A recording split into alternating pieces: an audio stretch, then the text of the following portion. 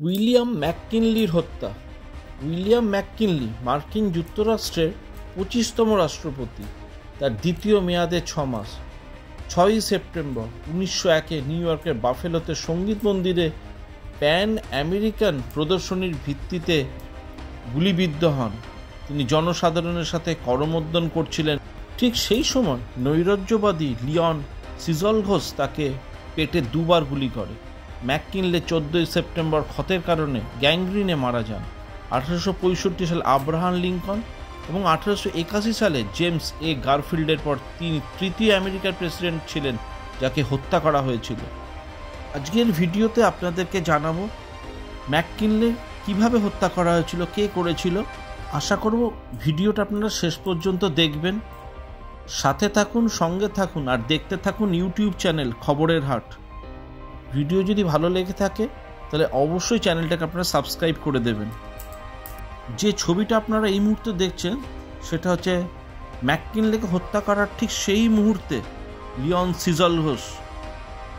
ম্যাককিনলি জনসাধারণের সাথে দেখা করতে খুব উপভোগ করতেন এবং তার অফিসে উপলব্ধ নিরাপত্তা গ্রহণ করতে অনুচ্ছুক ছিলেন।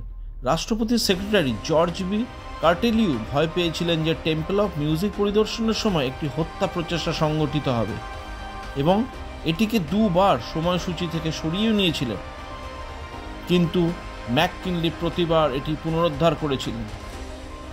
দিনটা ছিল 31শে আগস্ট 1901। সিজলঘোস বাফেলো নিউ ইয়র্ক ভ্রমণ করেন। প্যান আমেরিকান এক্সপোজিশনে স্থান, যেখানে রাষ্ট্রপতি ম্যাককিনলি বক্তৃতা করবেন। তিনি 1078 ব্রডওয়েতে নোয়াক্স হোটেলে একটি রুম ভাড়া নেন। 6ই সেপ্টেম্বর সিজলঘোস একটি লুকোনো .32 ক্যালিবার আইভার জনসন সেফটি অটোমেটিক রিভলভারের সজ্জিত প্রদর্শনীতে যান। তিনি 4 দিন আগে কিনেছিলেন। তিনি ম্যাককিনলির কাছে গেলেন, যিনি টেম্পল অফ মিউজিকের ভিতরে একটি রিসিভিং লাইনে দাঁড়িয়েছিলেন। 10 মিনিট ধরে জনসাধারণকে শুভেচ্ছা জানাচ্ছিলেন। বিকেল 4:07 সিজলঘোস লাইনের সামনে পৌঁছন। ম্যাককিনলি তার হাত বাড়িয়ে দিলেন। সিজলঘোস সেটিকে একপাশে থাপ্পড় মেরে রাষ্ট্রপতির পেটে 2 বার গুলি করে শূন্য রেঞ্জ থেকে। প্রথম বুলেটটি কোটের বোতাম থেকে বেরিয়ে ম্যাককিনলির জ্যাকেটে আটকে যায়। অন্যজন তাকে পেটে গুরুতর আহত করে। ম্যাককিনলির পেটের ক্ষতটি প্রাণঘাতী ছিল না, তবে 14ই সেপ্টেম্বর 1901-এ ক্ষত থেকে ছড়িয়ে পড়া সংক্রমণে 8 দিন পরে তিনি মারা যান। এখানে আরেকজন লোকের সম্পর্কে অবশ্যই বলার দরকার। তিনি হলেন জেমস পার্কার, একজন লোক সরাসরি সিজলঘোসের পিছনে দাঁড়িয়ে ঘাতককে ঘাড়ে আঘাত করে এবং তার হাত থেকে বন্দুকটি ছিটকে দেয়। ম্যাককিনলি পিছিয়ে যাওয়ার সাথে সাথে ভিড়ের সদস্যরা সিজলঘোসকে মারতে শুরু করে। ম্যাককিনলি আক্রমণকারীদের বলেছিলেন, ওকে সহজ করে যাও ছেলেরা। পুলিশ বিক্ষুব্ধ জনতাকে সিজলঘোস থেকে দূরে রাখতে লড়াই করে।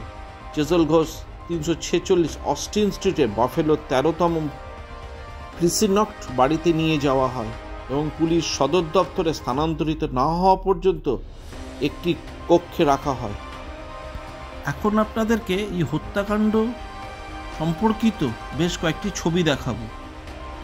এখন যে ছবিটা আপনারা দেখছেন সেটি রাষ্ট্রপতি ম্যাককিনলি 6ই সেপ্টেম্বর 1901 সালে তাকে ঠিক গুলি করার কয়েক মিনিট আগে সঙ্গীত মন্দিরের একটি সংবর্ধনা অনুষ্ঠানে শুভাকাঙ্ক্ষীদের শুভেচ্ছা জানাচ্ছিলেন। সিজলঘোস ম্যাককিনলিকে হত্যা করার একটি স্কেচ। কিভাবে সিজলঘোস এর বন্দুক গোপন করা হয়েছিল এটি তারই দৃষ্টান্ত। এই ছবিটি সিজলঘোস দ্বারা ব্যবহৃত রুমাল, পিস্তল ও গুলি। আশা করি ভিডিওটা আপনাদের ভালো লেগেছে। প্রতিবারের মতন এবারও লাইক ও কমেন্টস করে অবশ্যই সাথে থাকবেন।